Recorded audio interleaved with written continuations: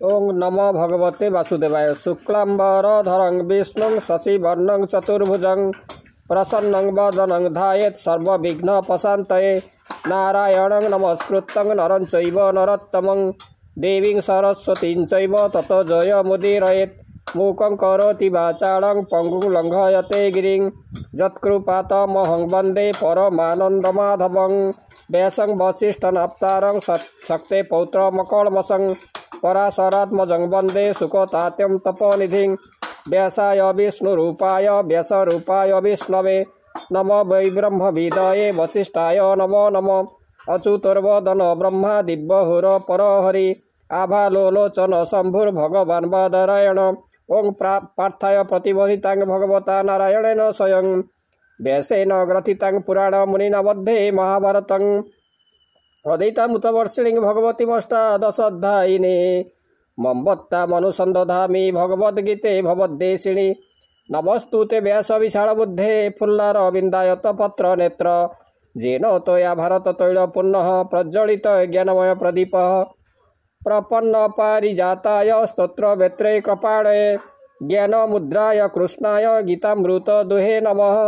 सर्वोपनिषदो गावो दुग्धा गोपालनन्दनः पार्थवत्स सुधीर्भक्तं दुग्धं गीतामृतं महत्। वसुदेवसुतं देवं कंसचाणूरमर्दनं देवकी परमानन्दं कृष्णं वन्दे जगद्गुरुं। आज आम श्रीमद् भगवद गीतार तांकर चतुर्थ अध्याय जहाँकि ज्ञानजोगर आज द्वितीय भाग आम आलोचना करवा। जन्म कर्म च मे दिव्यमेवं जो वेति तत्ततः त्यक्तदेहं पुनर्जन्म नैति मामेति सोऽर्जुन।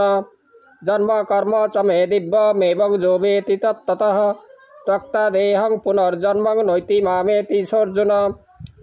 मोर जन्म कर्म पूर्णमय यह जो माने तत्वज्ञान बल मन करी मते भक्ति करती से माने मो अंगरे लीन होती एवं जे मते मनुष्य बोली भावे तार मुक्ति कष्टकर हुए।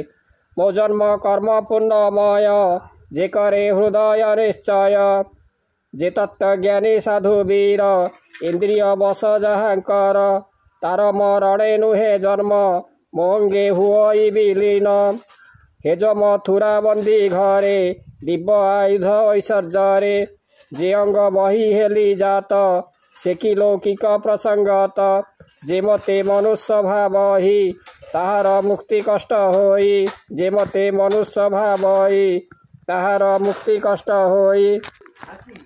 वीतराग भय क्रोधा मन्मयामुपश्रितः बहवो ज्ञान तपसा पूता मद्भावमागतः जे यथा मां प्रपद्यन्ते तांस्तथैव भजाम्यहं मम वर्त्मानुवर्तन्ते मनुष्या पार्थ सर्वश। राग एवं देश भय छाड़ी जे मोर शरण निये से लोक ज्ञान बल मते पाई से मोक्ष हुए। मते जो लोक जो भाव भक्ति करे मुझे से भाव फल दिए। राग देश आदि भय शूर्ण छाड़ी जे मो शरणापन्न होई ज्ञान तपस्या बले निष्पापी हुए मोक्ष मिले। मते जे भजे भले भजये ता भावे मुकृपा करये वासव आदि देव गणे मो भावे मते जे पूजेण मोतहु अन्न देव नाहे मने ये भाव दृढ़े थाए से देवंकर रूप मोहे धरिता वासना पुरये।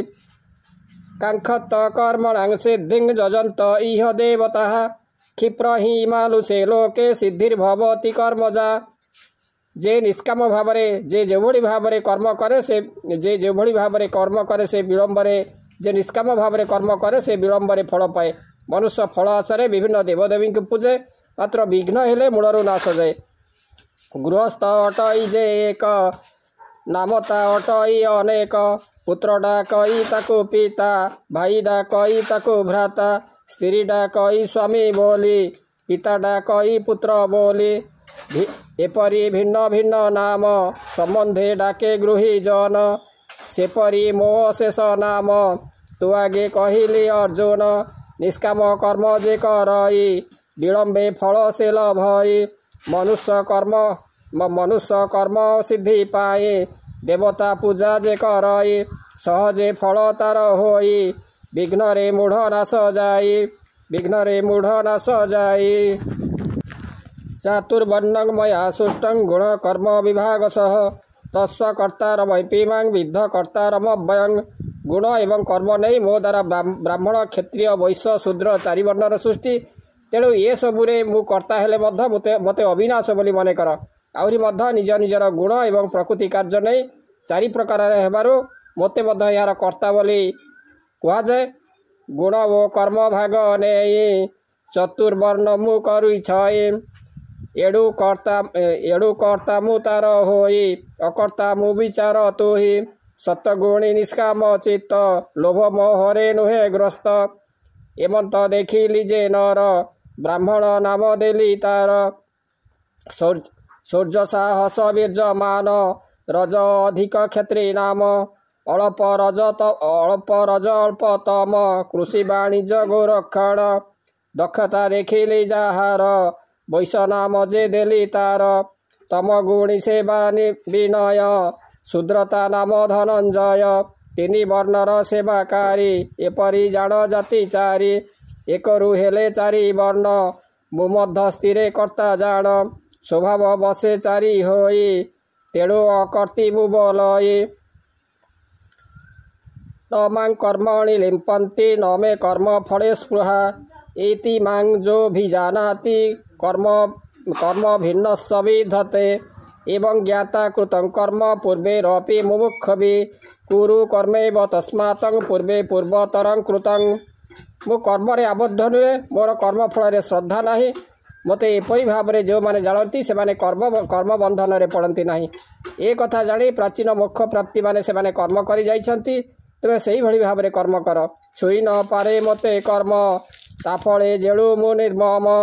षोडश वैसर्जनी कटे कर्मर फल तुच्छ अटे।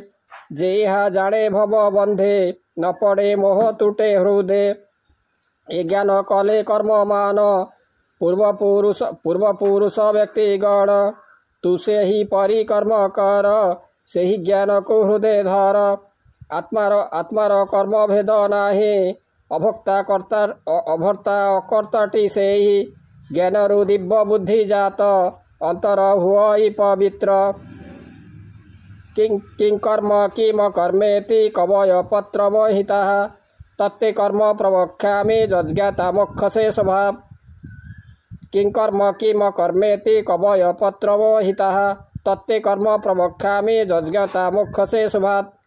कर्म किए अकर्म किए यही कथा विचार कले विवेकवंत व्यक्ति माने मध्य मोहित हुअन्ति। तेणु मु ताहा बुझे दे कहूची जहाद्वारा तुम्हें संसार मुक्ति हेब। कर्म जे काहा को कहती अकर्म काहा को बोलती। कर्म अकर्म भावी चिंती ज्ञानी ए मोहरे पड़ती। तेणु ए कर्म कहे तोते जानिले तरीबु निश्चंते। कर्म अकर्म विकर्म जे कर्म अकर्म विकर्म रे सही विषय बुझिबारे। कर्म यथार्थ तत्व ज्ञान बुझिबा जटिल अर्जुन। देव संहिता बोले जाहा विहित कर्म अटे ताहा। तामर्म जानिबा उचित निवृत्त हेबा पाई चित्त। कर्मण्यपि बद्धवं च विकर्मणः अकर्मण्यश्च बद्धवं गहना कर्मण गति। कर्मर प्रकृत तथ्य बुझिबा अति कठिन। तेणु कर्म अकर्म एवं विकर्मर तत्व बुझिबा नितांत आवश्यक। केउ कर्म करणीय किए अकर्म किए करणीय नुहे। शास्त्र सिद्ध कर्म शास्त्र निषिद्ध कर्म कर्म त्याग करिबा ये होची अत्यंत गूढ़ तत्व। शास्त्र सिद्ध जे कर्म मान शास्त्र निषिद्ध कर्म गुण। कर्म त्याग विकर्म भेद बुझिबा अटई दुर्भेद। समस्त कर्म त्याग करे अकर्म बोलती सकले। ताकर्म जानिबा उचित नहिले लक्ष भ्रष्ट चित्त। तेणु दुर्गेय से बोलाई सहजे बुझा हुए नाही। श्रीमद् भगवद गीतार चतुर्थ अध्याय ज्ञान जग तार द्वितीय भाग आपण मैंने शुणिले। आशा करे भगवान करे जो दिव्य कथामृत आपण मानक भल लगी। आज रहुछि ओं नमो भगवते वासुदेवाय। श्रीकृष्ण गोविंद हरे मुरारे हे नाथ नारायण वासुदेव।